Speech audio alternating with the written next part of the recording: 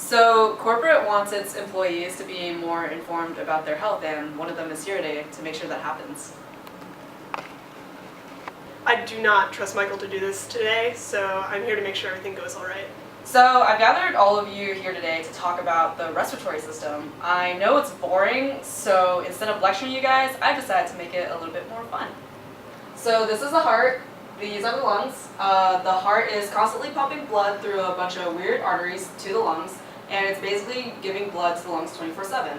It's kind of like this woman here, who's constantly giving and giving. Michael, just stop. I'll do it myself. The main functions of the lungs are to bring in oxygen into the bloodstream and eliminate carbon dioxide waste. They regulate the pH of the body by altering carbon dioxide levels in the blood. The lungs also protect us from inhaled pathogens and irritating substances. They also allow us to vocalize by forcing air through the vocal cords, causing vibrations. Sometimes I wish this function didn't apply to certain people. God, Jan, you're so boring. We gotta spice it up a little. Who in here likes hookers? Michael! Oh, come on! The lungs are protected by the thoracic cage. The ribs and spine form the back and sides of the rib cage. The diaphragm forms the bottom. The intercostal muscles connect the 12 pairs of ribs. The sternocleidomastoids and the scalenes run from the back of the neck to the sternum in the first two ribs. The lungs themselves are made of slightly spongy tissue. The right lung is split into 3 lobes, the inferior, middle, and superior. The left lung has only 2 lobes, the superior and inferior. Inside the lungs are branching airways. They begin at the larynx, continue through the trachea, and branch into multiple bronchi. The primary bronchus divides 22 more times, terminating in a cluster of alveoli. Jan, I think you meant ravioli. No, Michael, alveoli. Each alveolus is composed of a single layer of epithelium. Type 1 alveolar cells occupy about 95% of the alveolar surface and are very thin so that gases can diffuse rapidly through them. Type 2 alveoli secrete surfactant, which aids in the expansion of your lungs during breathing. The thin walls of the alveoli do not contain muscle because muscle fibers would block rapid gas exchange. They look like little sacs at the end of your bronchioles, surrounded by little elastic fibers. Ha! Sacs. What kind of sacs, Jan?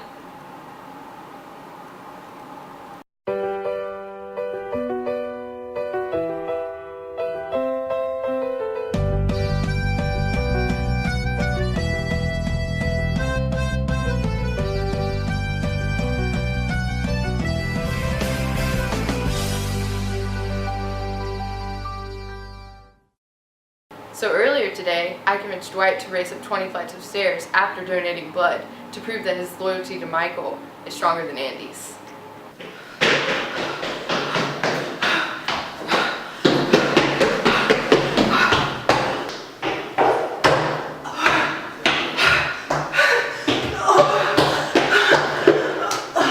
He kind of hyperventilated since he has asthma. Speaking of ventilation, the respiratory system is also responsible for the regulation of ventilation. Respiratory neurons in the medulla control inspiratory and expiratory muscles. Neurons in the pons integrate sensory information and interact with the medullary neurons to influence ventilation. The rhythmic pattern of breathing comes from a neural network of spontaneously discharging neurons. Ventilation undergoes continuous modulation by chemoreceptor and mechanoreceptor linked reflexes, and by higher brain centers. Going back to hypoventilation, it's where the amount of oxygen entering the bloodstream is reduced, causing an increase in carbon dioxide and a decrease in oxygen in the blood, which is why Dwight started wheezing. It didn't help that he was having a blood donating competition with Andy right before that. How many times is this for you? The 12th time. Ha! The 13th time! They both gave themselves anemic hypoxia because they donated too much blood, like at least a liter of blood. By decreasing the amount of blood in their body, they decreased the concentration of oxygen that hemoglobin was able to transport to their cells. Dwight had it coming though. He gave someone ischemic hypoxia yesterday, and by that I mean a heart attack. Dwight was trying to improve people's reflexes and survival skills in case of a sudden apocalypse. He followed Stanley into the bathroom, intending on scaring him while he was in the stall.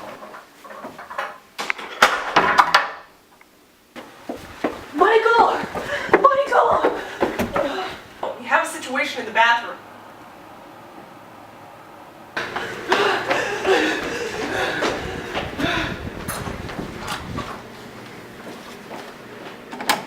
Oh my god, he's not moving.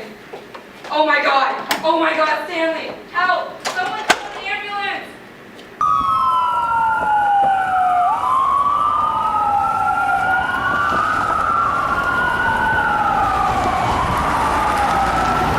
Dwight gave Stanley so much shock that when he scared him, it resulted in a lower circulation of blood, meaning oxygen tension in capillaries is less than normal and induced ischemic hypoxia.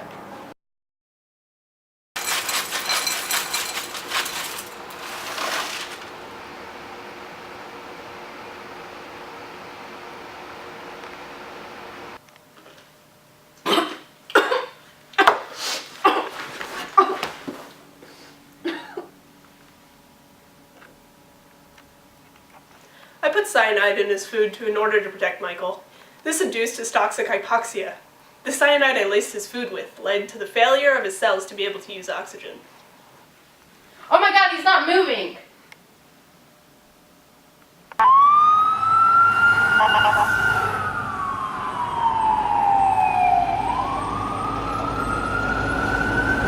I'm not sorry. Michael never liked Toby. Well, we've had a rough day here at Dunder Mifflin today. But I did save Stanley's life, and Stanley and I have been best friends for a very long time, and I think this sealed the deal. Not sure about Toby though.